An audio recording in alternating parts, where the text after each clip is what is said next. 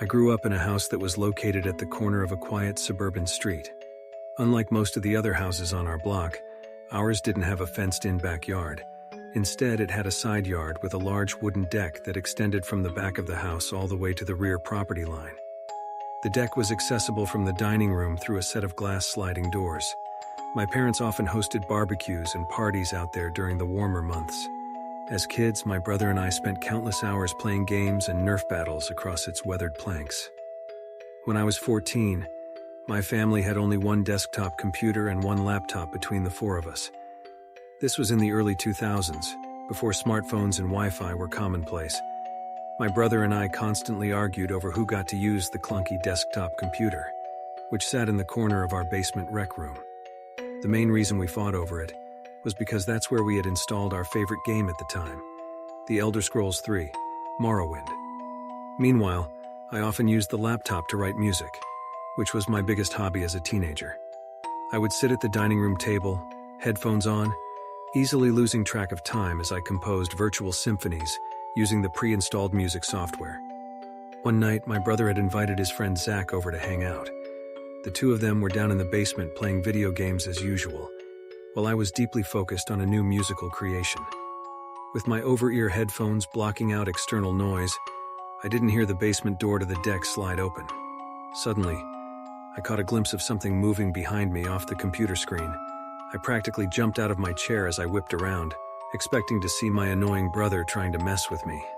But instead, I found myself staring face to face with a person wearing a creepy burlap scarecrow mask with dark, empty eyes, like something right out of a horror movie. Heart racing, I froze as the scarecrow man waved slowly at me through the glass with his black-gloved hand. After getting over the initial shock, I convinced myself this had to be a prank orchestrated by my brother. I angrily mouthed, "Nice try," and flipped him the middle finger. How dare he interrupt my creative flow for such a dumb joke? The masked man simply stood there for a few more seconds, then turned and walked away from the door without a sound. Annoyed, but admittedly amused, I decided I'd head downstairs to tell my brother what a lame attempt this was to scare me. But when I barged into the rec room, I was shocked to see my brother and Zach just as I had left them, focused intently on their video game with no awareness of my presence. They looked up at me confused. I demanded to know which one of them had tried to prank me with the creepy scarecrow mask just a minute earlier.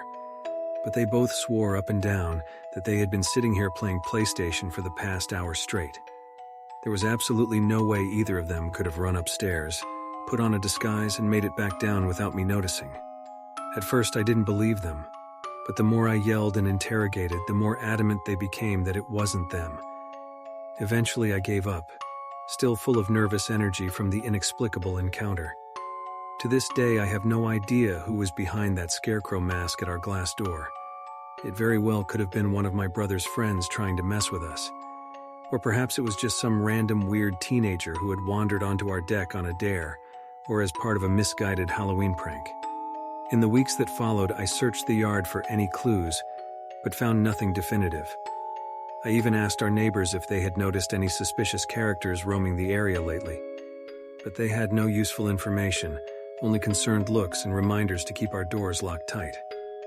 My parents brushed off the incident as teenage boys doing dumb things, but I remained unsettled.